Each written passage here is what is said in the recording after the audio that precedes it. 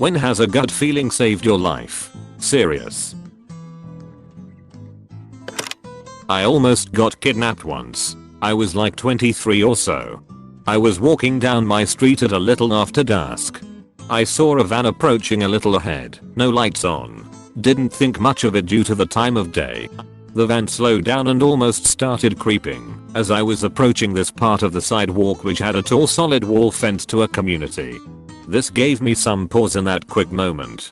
For me to keep walking, I'd have to go between the wall and the van. In the little time it took me to take a couple of steps, and as the van was getting close, I noticed that the side door was slowly sliding open. The one thought in my mind was, why isn't the light turning on inside the van? When you open the door of a vehicle, the light should come on inside it. Unless you deliberately switch that off. And I just ran to the median. I ran in front of the van and across the street. Because if they're gonna have some use of road kill me, have at it. But they're not getting me in one glorious piece. Immediately, the van took off like someone lit it on fire. From a slow crawl to full speed. As I looked after it to see the plates, I noticed it had no plates. And still no lights. I called the police, of course.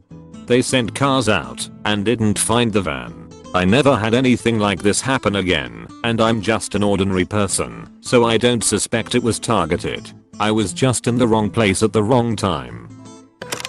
Listen to my body, twice. I started having painful period-like cramps, so I made an appointment with my obgyn the next day. They immediately gave me an ultrasound and discovered a grapefruit-sized tumor where my ovaries should been.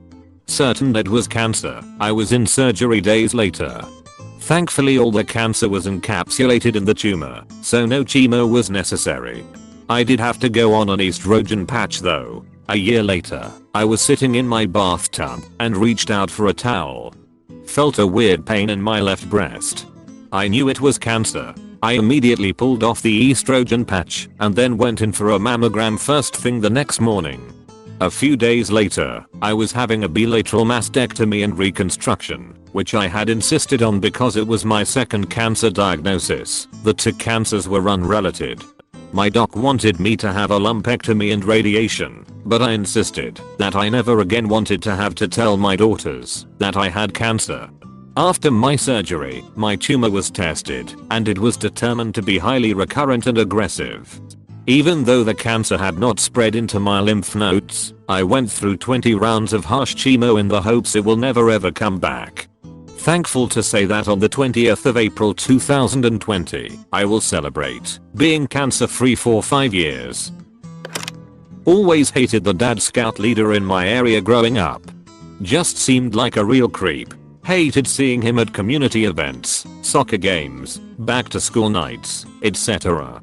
10-year-old me staged a hissy fit to end all meltdowns with me slamming doors, crying and breaking shit to avoid being moved from Cub Scouts, where the moms ran things, to avoid Boy Scouts.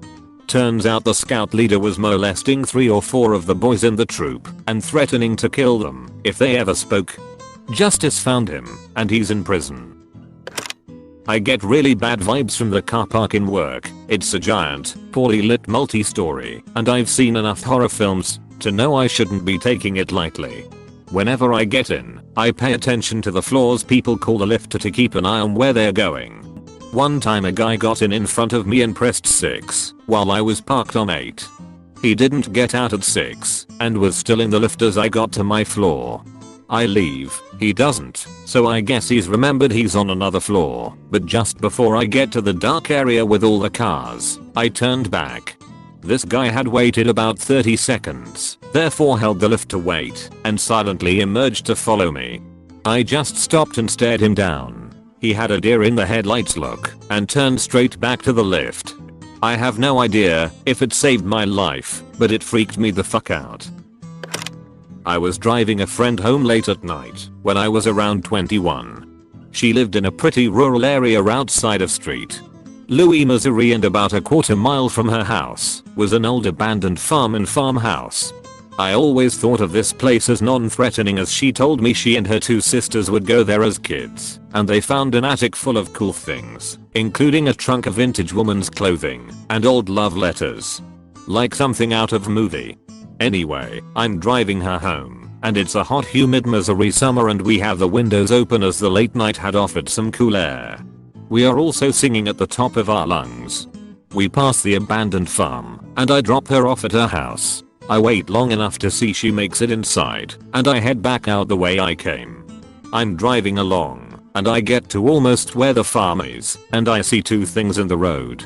My danger meter goes off as I had just driven this road and there was nothing there. I put the windows up and make sure the doors are locked. I get closer and I realize the items are two car batteries spaced out in the road, which was basically a one-lane road in a way that I would have to get out and move them to drive on the road. I immediately knew I wasn't getting out of the car, so I picked the side of the road that had the lesser ditch and I gunned it. I was driving a little SUV and remember feeling the car run over branches and things in the little ditch, but I just gunned it and got out of there. All the way home I felt creeped out and kept checking my rearview mirror. I called my friend the next morning and told her what had happened, and we both agreed it was weird. Shortly after that I moved to another state and didn't think much of it after that. Fast forward to 2 to 3 years later when I was back visiting my hometown. I randomly ran into my old friend and she ran up to me with wide eyes and grabbed my arms. She asked me if I remembered what I told her that night.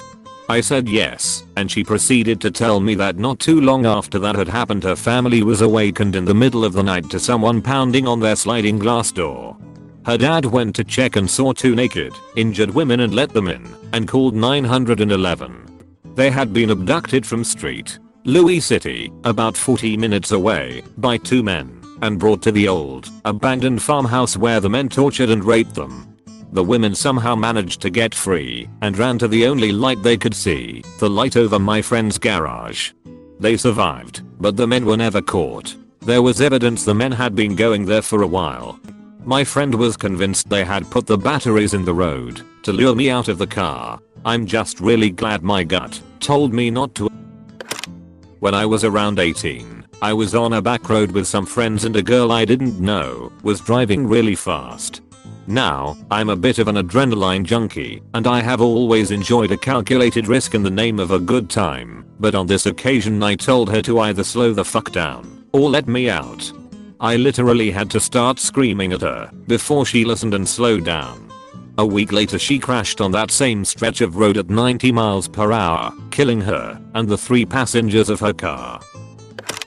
Never used to lock my doors getting into my car. 1987. Had to push the lock down. Decided to lock them one night going home. At a stop sign, a man ran up to my car and started yanking on the door handle. He tried the rear door as I sped off, probably hurt the fuck out of his hand. No idea why I locked them. So glad I did. A pain in the lungs when I inhaled. I've never been stabbed, don't know what it's like, but the pain should have been equal to it, if not worse. It had happened before, years ago. Some hot water in the shower and the pain was gone. My wife, then girlfriend, insisted on going to her. I insisted on hot water. I feel like we should go and see a doctor, she had said. I was diagnosed with pulmonary embolism on both lungs. Doctor said 1 or 2 more hours and you were gone. So yeah, I owe my wife one. About 10 years ago, I had a job that started at 6 AM on the weekends. I didn't drive and would take the light rail, which was a 15 minutes walk from the house I rented. One dark morning, I saw a person up ahead of me a few blocks away.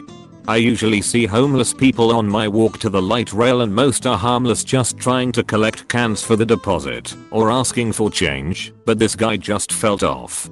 I could tell from blocks away that there was something wrong about him, so I crossed the street and grabbed my phone from my backpack because I still had to go to work and this road was the only way to the light rail. Suddenly, I hear a boo bump. I look over my shoulder and it was him with his dick in his hand. That sound was the sound of his shoes hitting the pavement as he ran towards me. I took off running, screamed, "I'm calling 911," and held my phone to my ear. He must have saw and took it seriously because he ran the opposite direction that I ran. I did call 911, but they wanted me to wait there for the cop, and I was like fuck no. I said it was because I didn't want to be late for work, but I was terrified of him finding me. I will never forget the sound of his shoes hitting the pavement. Few years ago I was at a bar with a couple of friends. All was good, we were drinking and having fun. All of a sudden, we heard this discussion taking place just a couple of tables from us. Two guys decided to have a shouting/threat match. I stopped everything to pay attention to them. My friends were making fun of me, saying I was gossipy. One of the guys in the discussion got up and left. Immediately after he left I told my friends we had to go. Now, let's go now. They didn't get why I was like that, but I'm their friend since forever. They reluctantly agreed. We went to a different bar in a different neighborhood, but I couldn't take my mind off of those two guys. The next day, the news were talking about a bar fight. Apparently the guy who got up went home, grabbed a gun, and came back for a drive-by. Killed 4 people in the process. My grandpa taught me to never ignore my gut, and I couldn't be happier to have listened.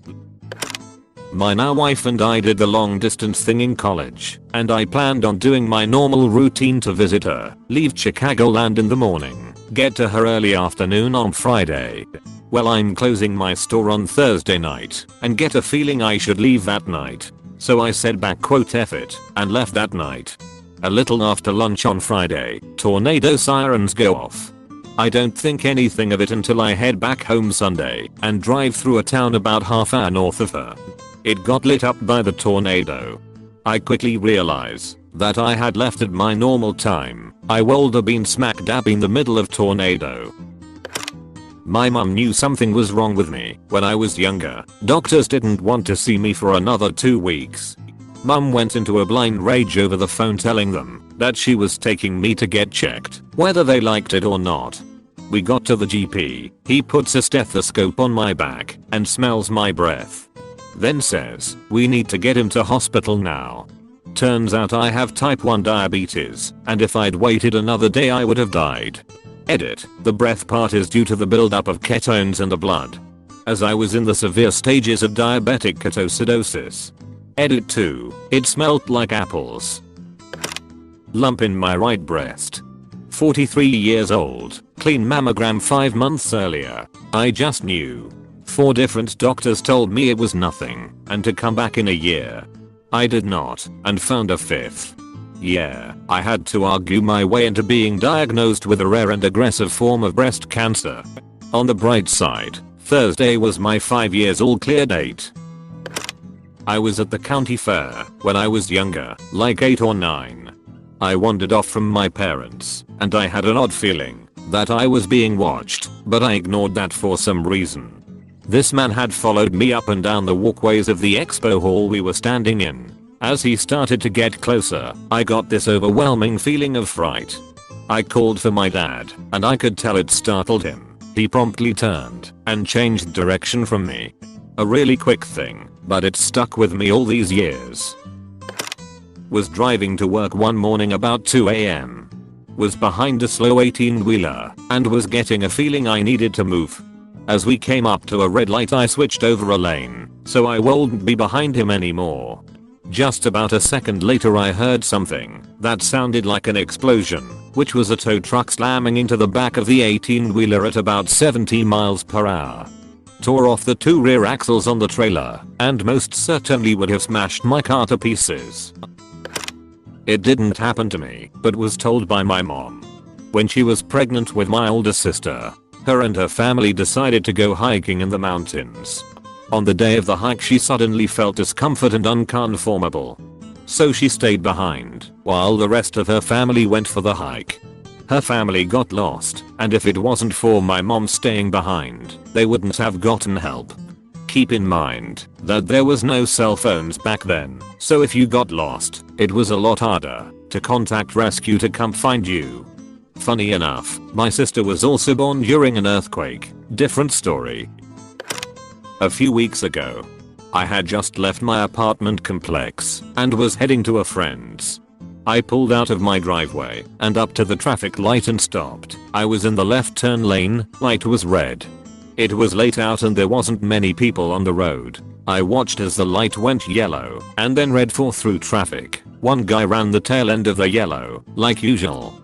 My turn. Light goes green. I have an arrow blinking for me to turn left. I looked both ways and there was no one around, and I just didn't go. I cannot explain what happened other than something inside me just said don't go, so I sat there staring at the green light. A couple seconds later a car came screaming through the red light, through the intersection, probably doing about 100 km/h. In the lane I would have been turning into.